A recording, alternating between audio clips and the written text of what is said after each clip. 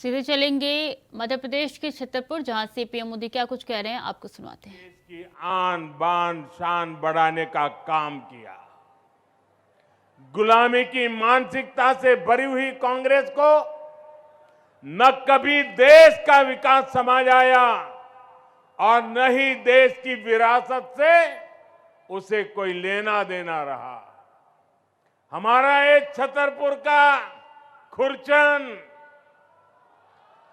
यहां का जटाशंकर मंदिर, ये हमारा भीमकुंड, ये पांडव फॉल, राणे फॉल, ये सब कुछ पहले भी था।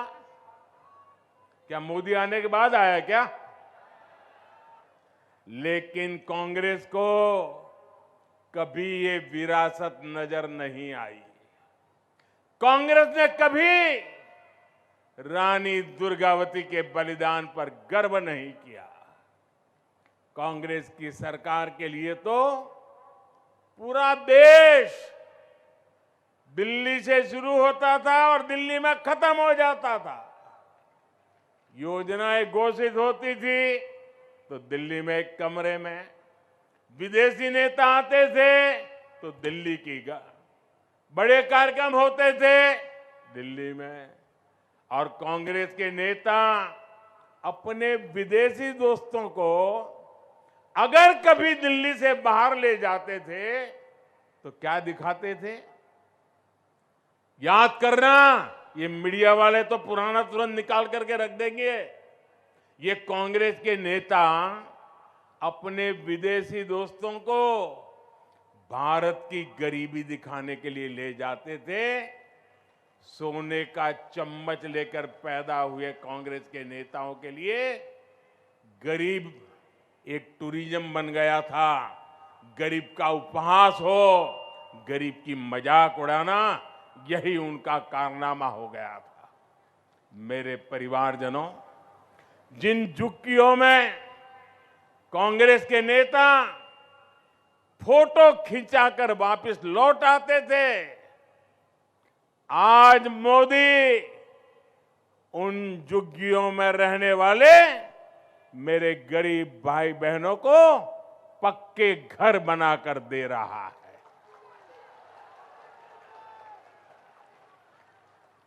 जिन गरीब और कुपोषित बच्चों के साथ ये कांग्रेसी सज धज कर फोटो खिंचवा देते, आज उन बच्चों के पोषण की चिंता गरीब मां का ये बेटा मोदी कर रहा है।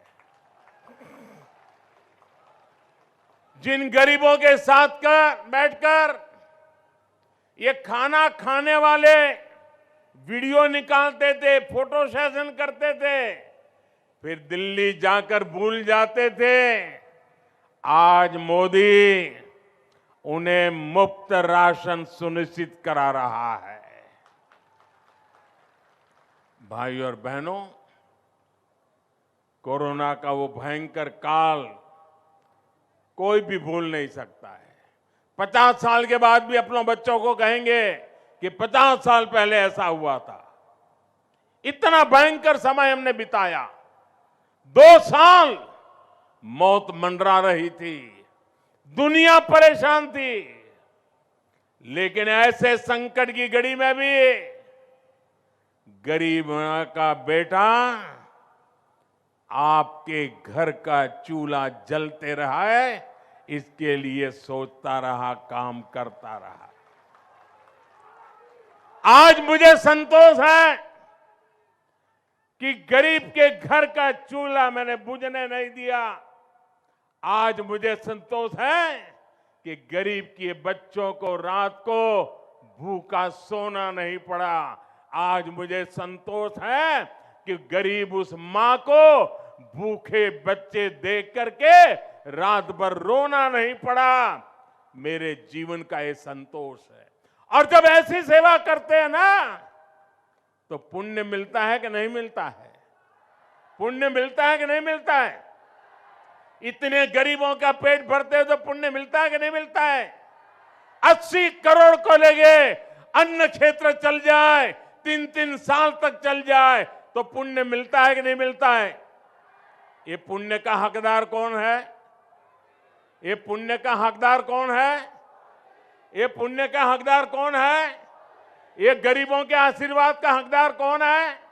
इन बच्चों के आशीर्वाद का हकदार कौन है? इन गरीबों के आशीर्वाद का हकदार कौन है? जी नहीं, मोदी उसका हकदार नहीं है। इस पुण्य के हकदार आप हैं, क्योंकि आपने मोदी को वोट देकर बिठाया था।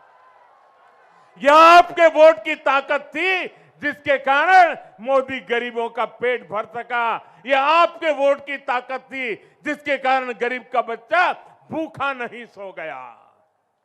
और इसलिए मेरे भाइयों बहनों, ये जो पुण्य का काम है, वैसे तो ये दिसंबर में इसका समय पूरा हो रहा है, लेकिन अगर जिस काम से आपको पुण्य मिलता हो वो काम मोदी बंद नहीं कर सकता है।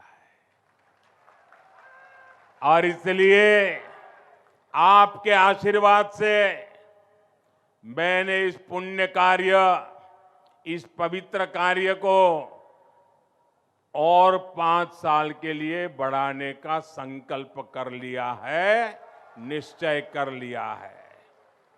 आप मेरे साथ सहमत हैं? दोनों हाथ ऊपर करके बताइए, मैं सही कर रहा हूं। मुझे 5 साल इन लोगों को मुफ्त में राशन देना चाहिए ना? हर गरीब के घर का चूल्हा जलना चाहिए। पूरी ताकत से बताओ, गरीब के घर का चूल्हा जलना चाहिए। हर गरीब का बच्चा, उसका पेट भरना चाहिए।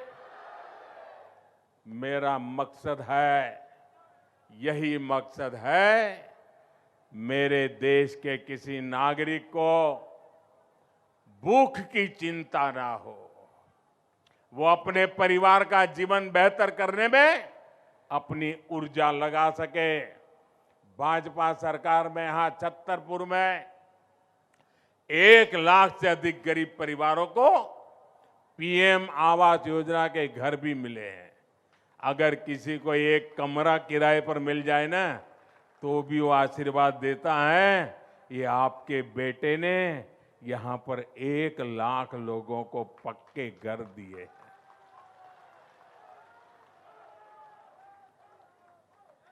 जिनको अभी नहीं मिला है, जरा मेरी बात उनको पहुंचा देना। कोई भी अगर झुग्गी झोपड़ी में रह रहा है, फुटपाथ पर जीवन गुजार रहा है, उनको बता देना कि अगर कोरोना की मुसीबत ना आई होती तो ये काम भी पूरा हो गया होता। लेकिन जो रह गए हैं, उनको मोदी की गारंटी है कि 3 दिसंबर को फिर से भाजपा सरकार बनने के बाद ये काम तेज गति से फिर से किया जाएगा। और हर गरीब को मेरी गारंटी है, ये मोदी की गारंटी है, पक्का घर मिलके रहेगा। मेरी बात पहुंचाओगे? हर घर में पहुंचाओगे? हर झुग्गी झोपड़ी में पहुंचाओगे? गरीब से गरीब को जाके बताओगे? और ये घर भी सिर्फ 4 दीवारें नहीं है, ये घर आपके लिए इज्जत लेकर आएंगे, क्योंकि इसमें इज्जत घर होगा, शौचालय होगा। ये घर आपके लिए सौभाग्य लेकर आएंगे, क्योंकि इनमें सौभाग्य योजना की बिजली होगी। ये घर आपका भविष्य उज्जवल बनाएंगे, क्योंकि उसमें उज्ज्वला का गैस कनेक्शन होगा। ये घर आपका जीवन आसान बनाएंगे, क्योंकि इसमें जल जीवन मिशन का पाइप कनेक्शन होगा। और ये घर महिलाओं की शक्ति बढ़ाएंगे, उन्हें लखपति बनाएंगे, क्योंकि इनकी रजिस्ट्री घर की महिलाओं के नाम पर होगी। मेरी माताओं बहनों को पता है, हमारे देश में घर होता है तो पति के नाम पे या पिता के नाम पर या बेटे के नाम पर, खेत भी पति के या पिता के नाम पर, दुकान भी पति या पिता के नाम पर, गाड़ी लाएंगे तो भी पति या पिता के नाम पर। महिला के नाम कुछ होता ही नहीं है। होता है क्या? बहनों के नाम कुछ होता है क्या? ये आपका भाई, आपका बेटा, इसने तय किया है सरकार जो घर देगी ना, उस पर मालिकी का हक महिला का होगा। मेरी माताएं बहनें उसकी मालिक बनेगी। मेरे परिवारजनों, अच्छा आप लोग मुझे बताइए, आप में से कितने लोगों को गाड़ी चलानी आती है, कार चलानी आती है, जीप चलानी आती है? काफी लोग हैं। अच्छा, उसमें एक रिवर्स गियर होता है, पता है? वो रिवर्स गियर क्या करता है? गाड़ी पीछे ले जाता है ना। अब ये रिवर्स गियर क्यों की बात मैं क्यों कर रहा हूं, मैं क्यों पूछ रहा हूं? जैसे रिवर्स गियर वो चलने वाली गाड़ी हमें पीछे ले जाता है, वैसे ये कांग्रेस वाले रिवर्स गियर के एक्सपर्ट है। वो मध्य प्रदेश की विकास की गाड़ी पीछे ले जाएंगे। कांग्रेस सुशासन को कुशासन में बदलने में एक्सपर्ट है। उनकी हर योजना, हर पॉलिसी देश को पीछे ले जाने वाली होती है। कांग्रेस के लिए देश नहीं, बल्कि उसका अपना स्वार्थ सर्वोपरि रहता है। भले इसका खामियाजा देश को क्या न उठाना पड़े। कांग्रेस ने बरसों तक महिला आरक्षण का कानून लटका कर रखा। जब हम 3 तलाक के विरुद्ध कानून लेकर आए, तब कांग्रेस ने इसका विरोध किया। कांग्रेस ने अनेक दशकों तक ओबीसी कमीशन को भी संवैधानिक दर्जा नहीं दिया। जब सामान्य वर्ग के गरीबों को 10% आरक्षण की बात आई, तो कांग्रेस ने इसमें भी भ्रम फैलाया। अयोध्या में भगवान राम का मंदिर ना बने, इसके लिए कांग्रेस ने भगवान राम को काल्पनिक बता दिया था। कांग्रेस ने जम्मू कश्मीर से आर्टिकल 370 हटाने का भी विरोध किया था। कांग्रेस ने देश की पहली आदिवासी महिला राष्ट्रपति बने, उसका भी विरोध किया।